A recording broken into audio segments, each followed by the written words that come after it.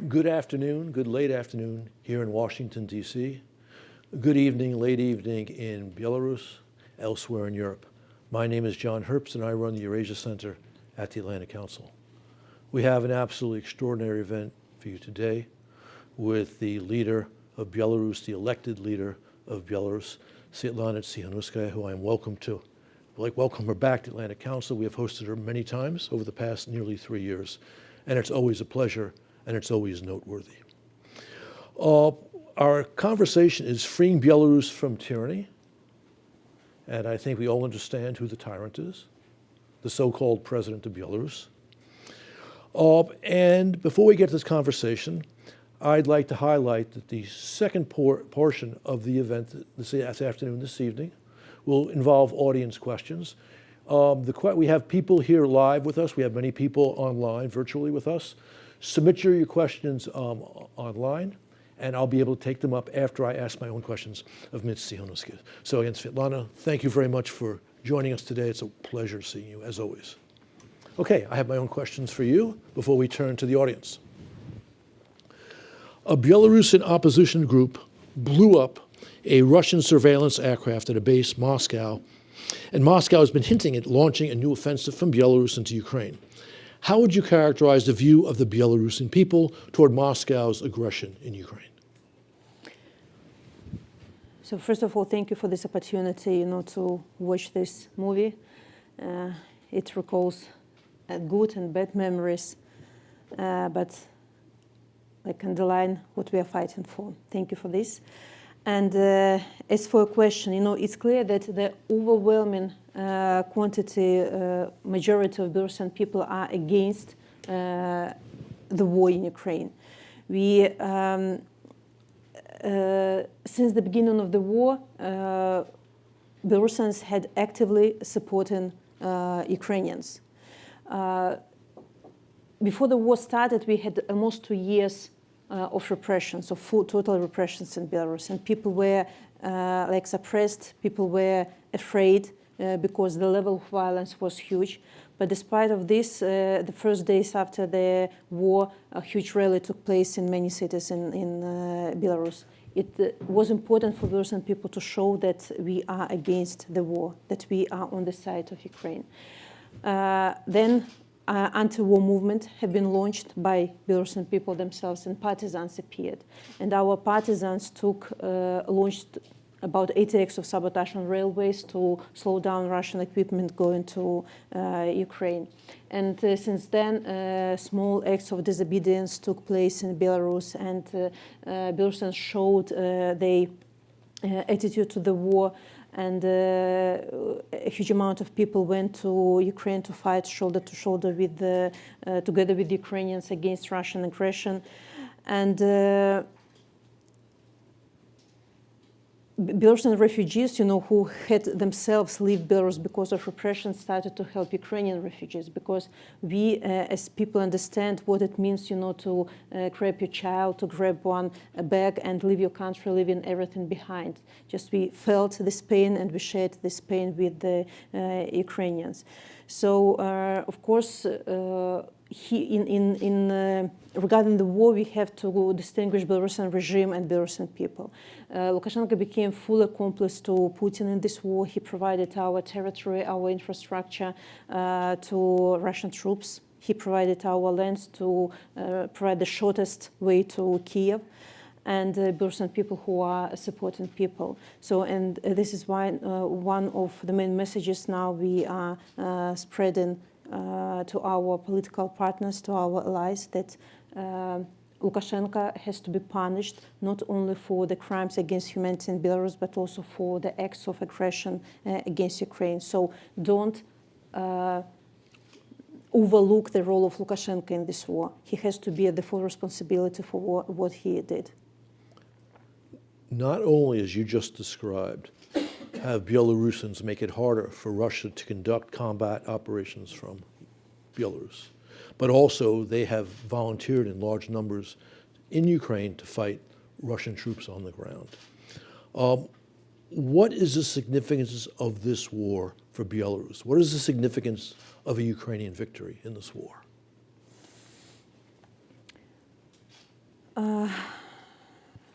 So for sure, we realize that Ukrainians and Belarusians are facing the same enemy, imperialistic ambitions of Russia. The difference between our countries is that in Ukraine, people and government are on the one side. They are united, to fight with this enemy. In Belarus, as I mentioned above, Lukashenko became collaborant in this war, and people have to fight not only against him, but also against this war. And but of course, we understand that the fate of Ukraine and fate of Belarus are intertwined. We understand the key role of Belarus in regional security. In security of the whole, actually, Europe, and now this role shouldn't be again overlooked. We ask our political partners not to leave Belarus for one day later. So let's deal with the Ukrainian crisis first, and then we'll return to Belarus. It might be too late. We might wake up one day and see that Belarus is left its consolation prize for Russia. And actually now we see the creeping occupation of Belarus. We see the presence of Russian military troops. It's about up to 12,000 Russian soldiers now in our country, and it's like hybrid occupation because Russians interfere into not only into military sphere but also in cultural, in our economic, educational processes, and we see that our independence is at stake at the moment, and. Lukashenko, against the will of people, he's selling our independence, our sovereignty to Putin, because he has to be loyal to Putin because he's the only partner or ally to him.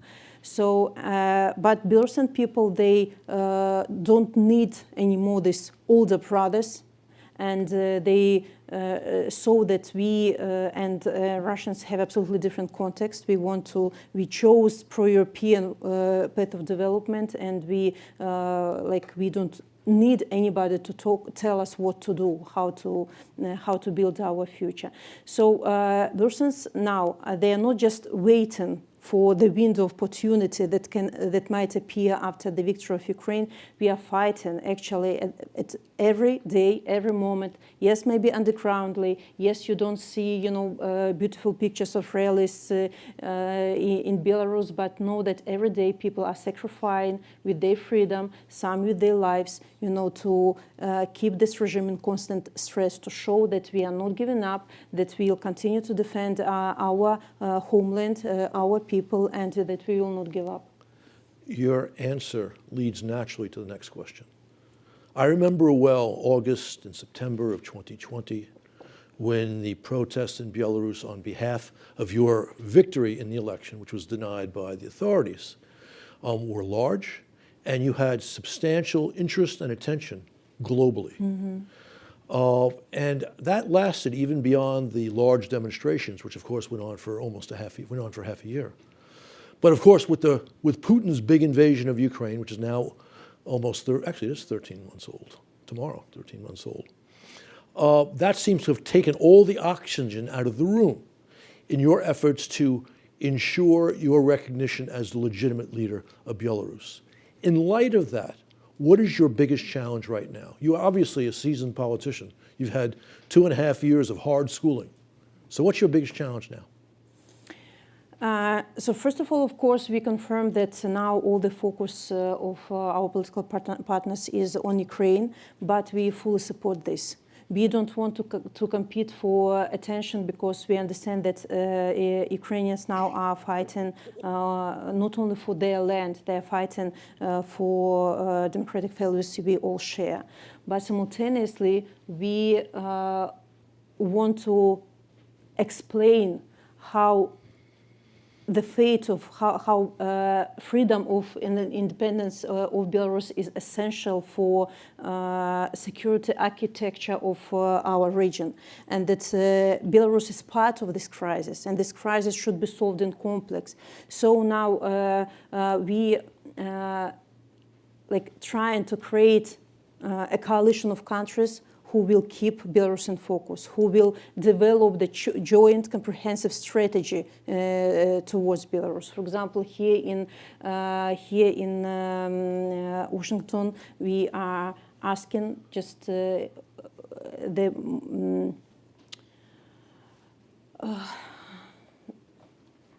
Tell me in Russian.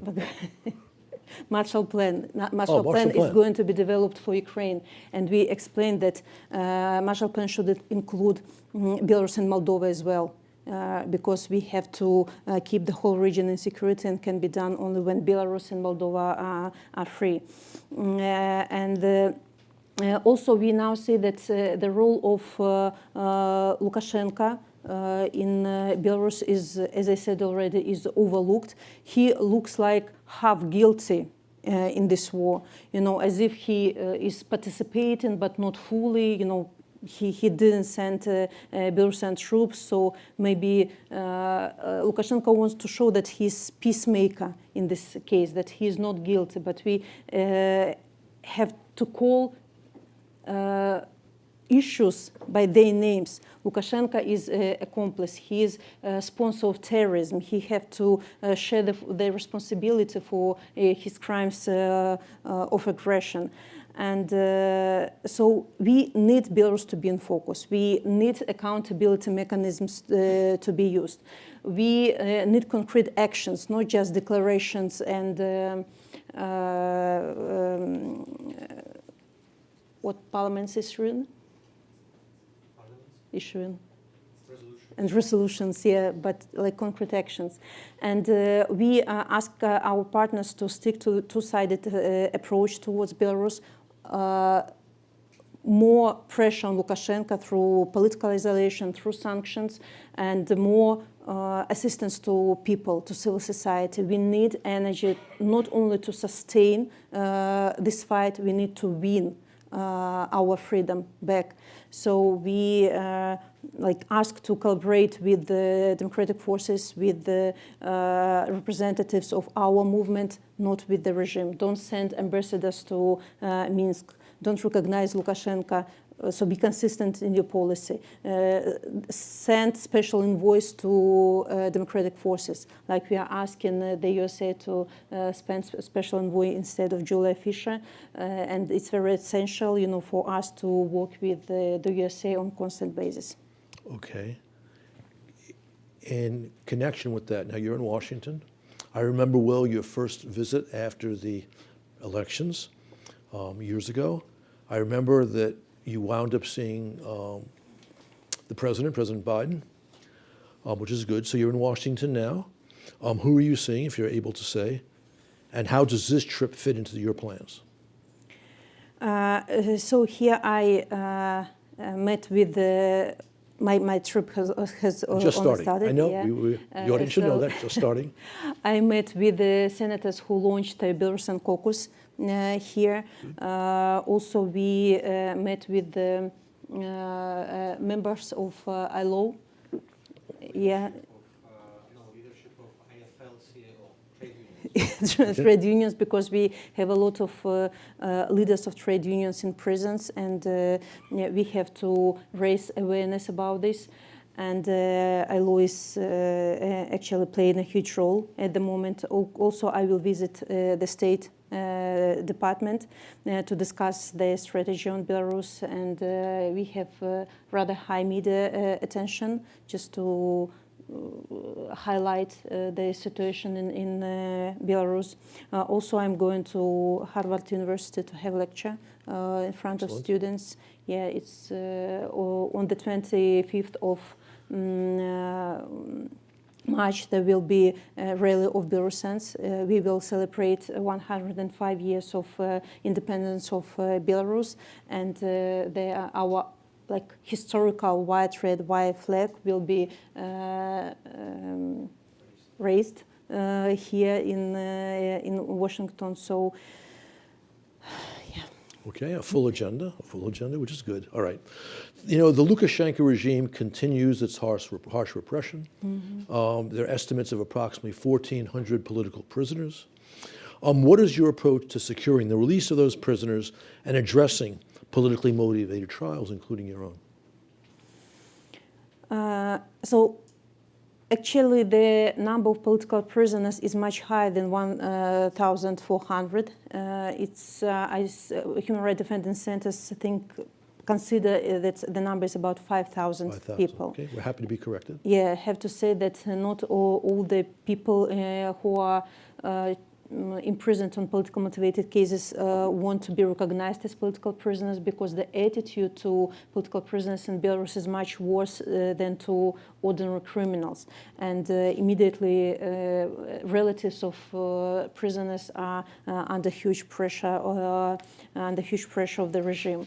And political prisoners in Belarus are held in unbearable conditions. They are ill-treated. We have plenty of people with bad diseases in poor health conditions.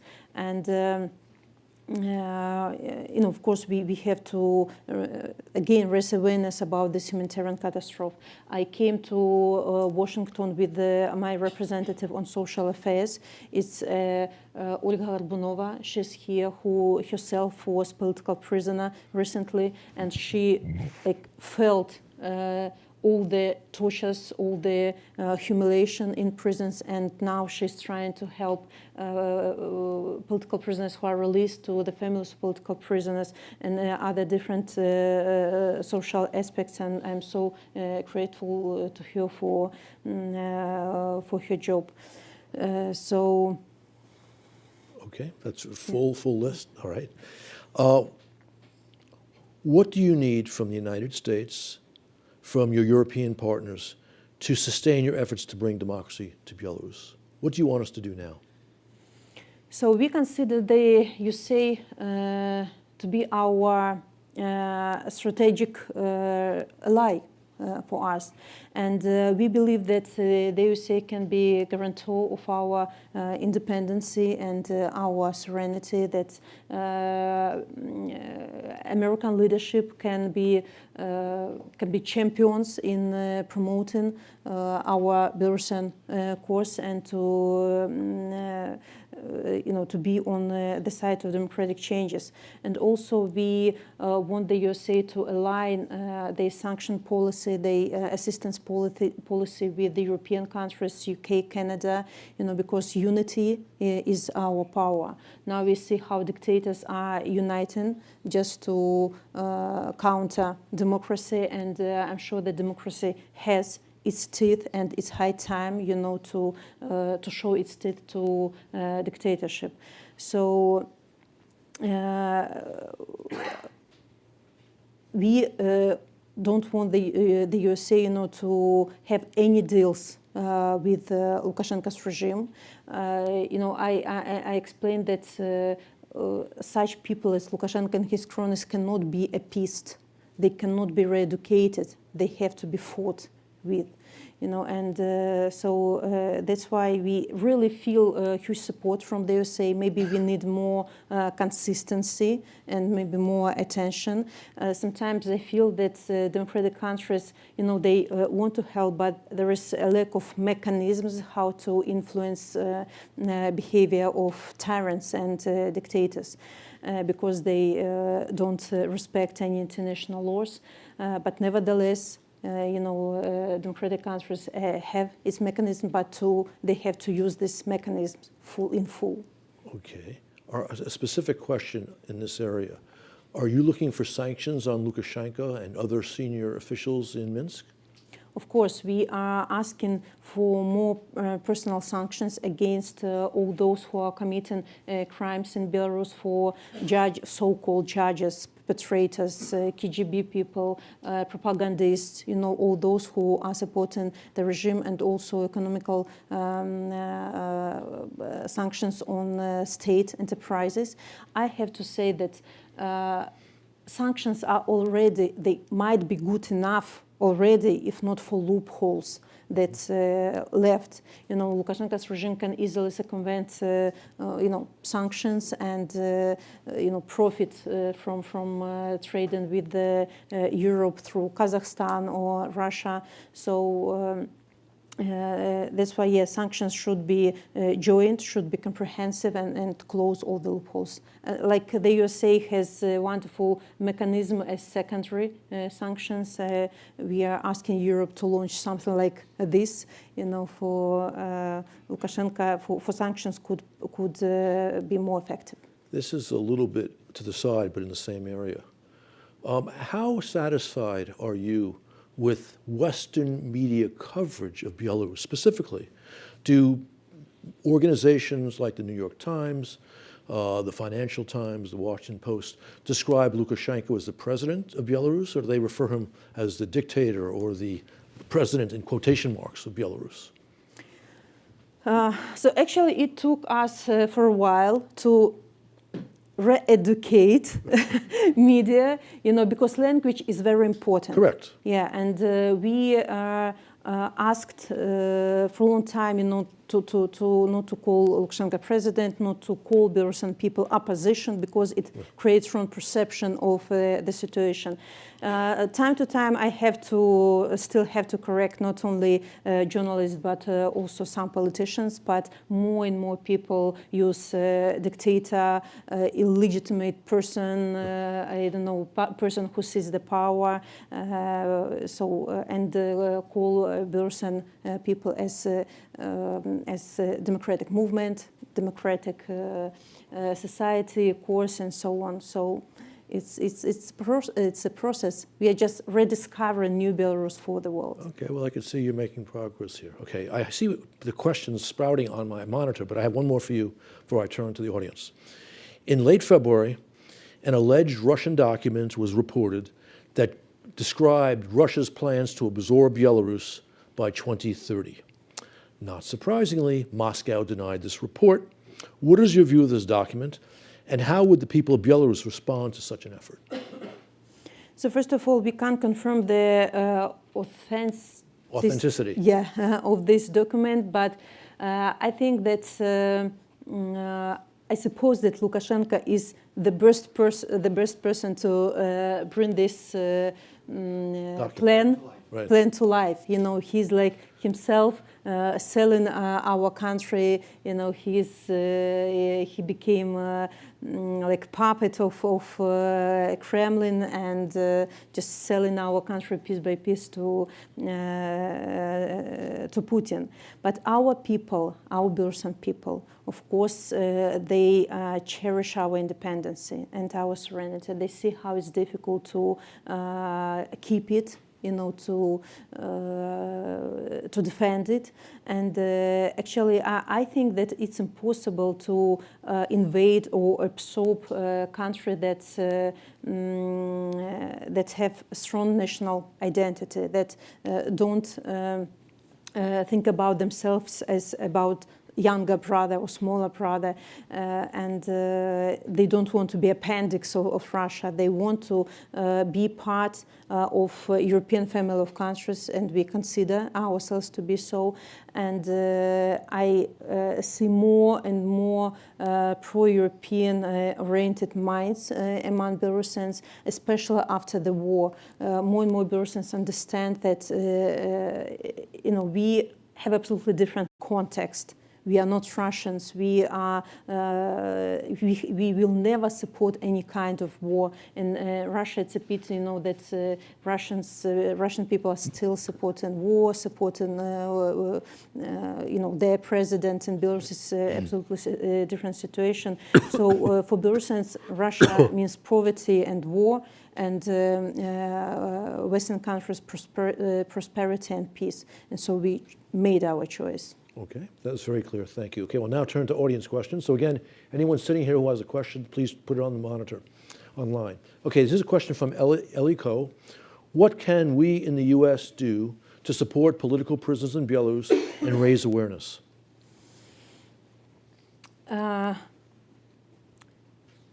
So first of all, to keep talking about this.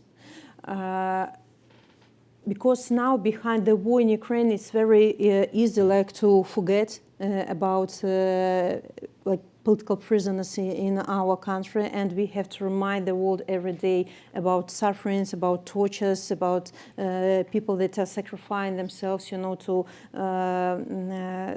to fight for changes in our country and fight for Ukraine. So if you are an ordinary person, you can write letter to political prisoner. It will take a couple of minutes of your life, but will create a huge support to people behind the bars, because Olga can confirm that when you are in prison, you sometimes feel abandoned. You think that the world forgot about you, and when you get a letter, special from abroad, you understand that no, we are still fighting. I have to keep strong here.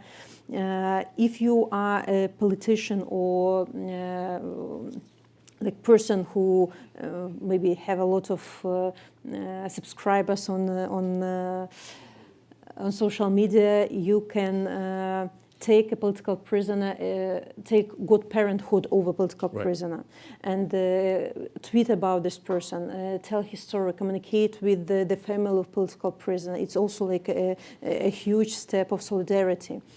You can donate to human rights defending organizations who are trying to help our political prisoners and their families, or to any initiative that assist in this direction. Also, we are working with the countries on national levels. We ask governments to launch programs of rehabilitation for people who are released. Because people are released in very poor health, mental and physical condition, and they need some time, to recover. So if you can host dozens of such people, it will be a huge support to them and to us. Also, the same programs can be launched for children of political prisoners, because they're also suffering when they are separated from their families. So, and you can write to the office of Sviatlana Tsikhanouskaya, and we'll give you the list of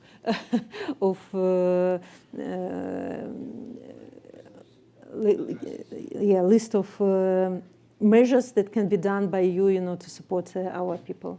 Okay, thank you. We have a question from Mark Porter.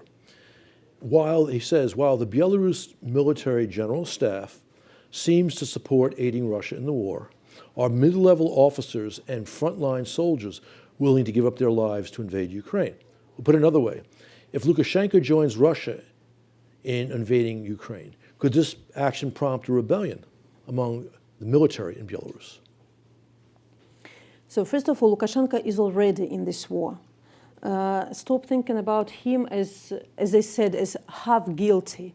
He is war criminal. Or he committed crimes of aggression against Ukraine. Correct. At least. The fact that Belarusian army is not participating in the war against Ukraine is not the merit of Lukashenko. It's the merit of people themselves.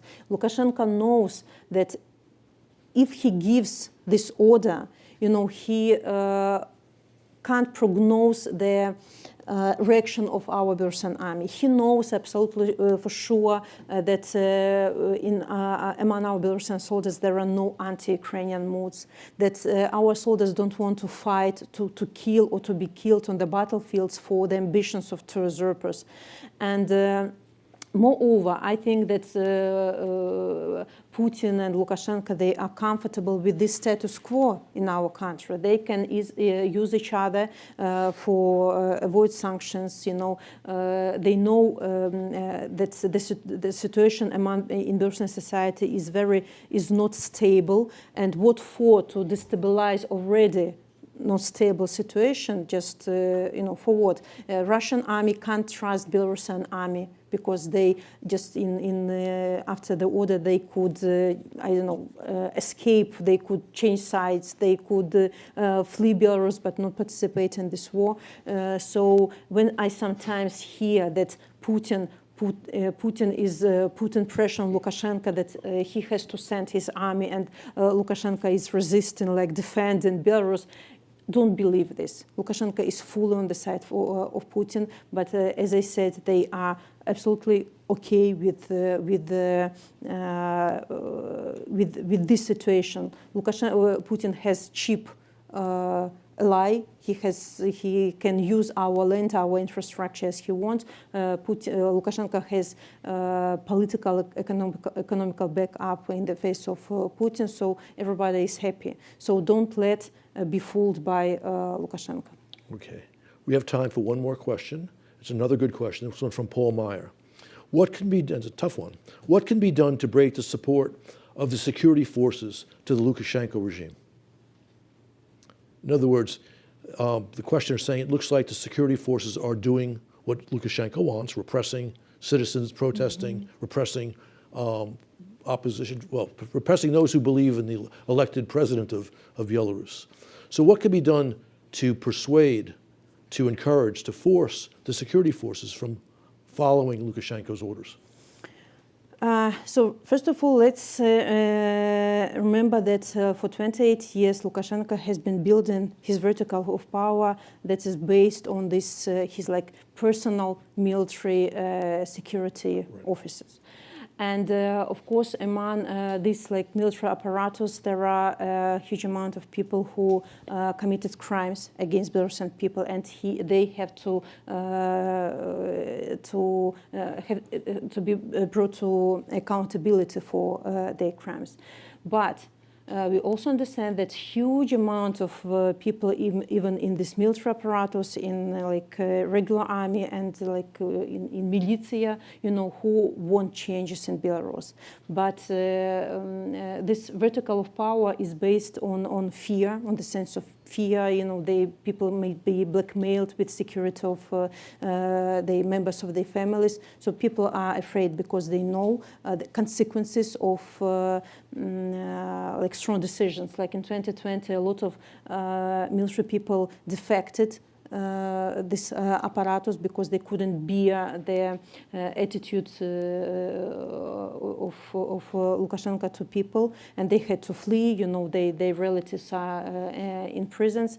But what can be done is to, when people around Lukashenko understand that Lukashenko doesn't have future, that Lukashenko doesn't have can't bring our country, it's like dead end with him. They are always waiting, on whose side the power is. Now they see that Lukashenko is politically isolated, that he is unshakable in democratic world, that he has to look for so-called legitimacy in China, Iran, and there is no power with him, that he's fully dependent on Putin. He doesn't control situation in Belarus anymore. Honestly speaking, after any sign of solidarity with Belarus, after a package of sanctions, after strong declarations of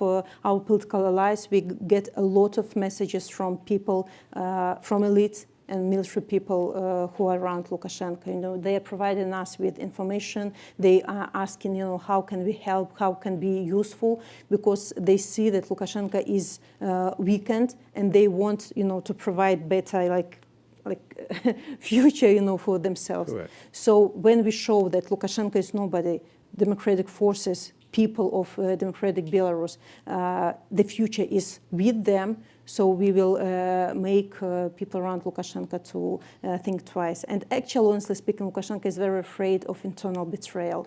He knows that he can't rely on people around him. So maybe on some particular couple of persons in his circle.